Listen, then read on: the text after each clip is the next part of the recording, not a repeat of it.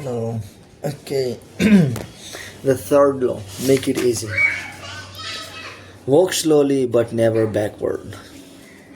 On the first day of class, Jerry Ulsman, a professor at the University of Florida, divided his photography students into two groups. Everyone on the left of the classroom, he explained, would be in the quantity group. They would be graded solely on the amount of work they produced.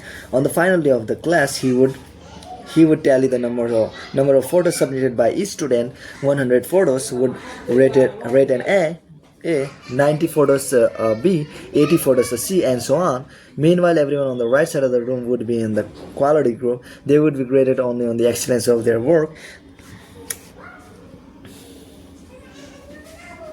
They would only need to produce one photo during the semester, but to get an A, it had to be a nearly perfect image.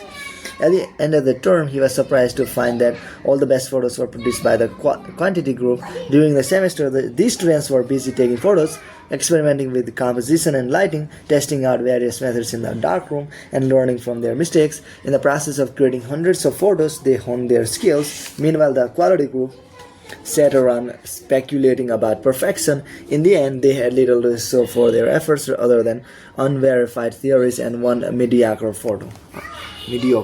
One mediocre photo. It's an easy to get back down trying to find the optimal plan for change, the fastest way to lose weight, the best program to build muscle, the perfect idea for a side hustle. We are so focused on figuring out the best approach that we never get around to taking action. As Voltaire once wrote, the best is the enemy of the good. I refer to this as the difference between being in motion and taking action. The two ideas sound similar, but they're not the same. When you're in motion, you're planning and strategizing and learning. Those are all good things, but they don't produce a result. Action, on the other hand, is the type of behavior that will deliver an outcome. If I outline 20 ideas for articles I want to write, that's motion. If I actually sit down and write an article, that's action. If I search for a better diet plan and read a few books on the topic, that's motion. If I actually eat a healthy meal, that's action. Sometimes motion is useful, but it'll never produce an outcome by itself. It doesn't matter how many times you go to talk to the personal trainer, that motion will never get you in shape. Only the action of working out will get the results you're looking to achieve. If motion doesn't lead to results, why do we do it?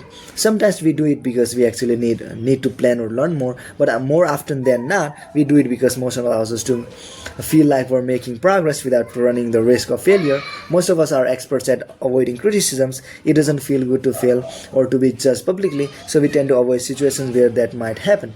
And that's the biggest reason why you slip into motion rather than taking action. You want to delay failure. It's easy to be in motion and conceive yourself that you are still making progress. You think, I've got conversation going with 4 potential clients right now. This is good. We're moving in the right direction. Or I brainstormed some ideas for that book I want to write. This is coming together. Motion makes you feel like you're getting things done.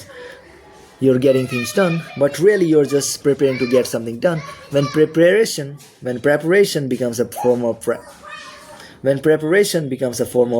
procrastination, you need to change something. You don't want to merely be planning, you want to be practicing.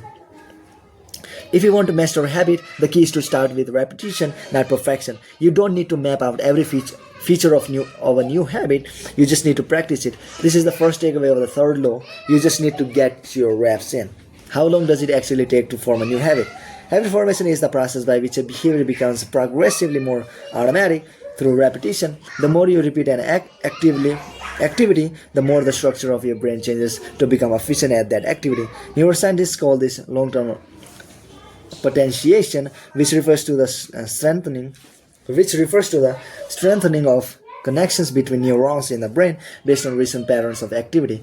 With each repetition, cell-to-cell signaling improves and the neural connections tighten. First described by neuropsychologist Donald Hebb in 1949, this phenomenon is commonly known as Hebb's law. Neurons that fire together wire together. Repeating a habit leads to clear physical changes in the brain. In musicians, the cerebellum, critical for physical movements like plucking a guitar string or pulling a violin bow, is larger than it is in non-musicians. Mathematicians, meanwhile, have increased gray matter in the inferior parietal lobe, which plays a key role in computation and calculation. Its size is directly correlated with the amount of time spent in the field. The older and more experienced the mathematician, the greater the increase in gray matter. When scientists analyzed the brains of taxi drivers in London, they found that the hippocampus, a region of the brain involved in spatial memory, was significantly larger in their subjects than in non-taxi drivers. Even more fascinating, the hippocampus decreased in size when a driver retired. Like the muscles of the body responding to regular weight training, particular regions of the brain adapt as they are used and atrophy as they are abandoned. Of course, the importance of repetition is in establishing habits was recognized long before neuroscience began poking around. In 1860, the English philosopher George S. Lewis noted, in learning to speak a new language, to play on a musical instrument, or to perform unaccustomed movements, great difficulty is felt because the channels through which each sensation has to pass have not become established. But no sooner has frequent repetition got a pathway than this difficulty vanishes.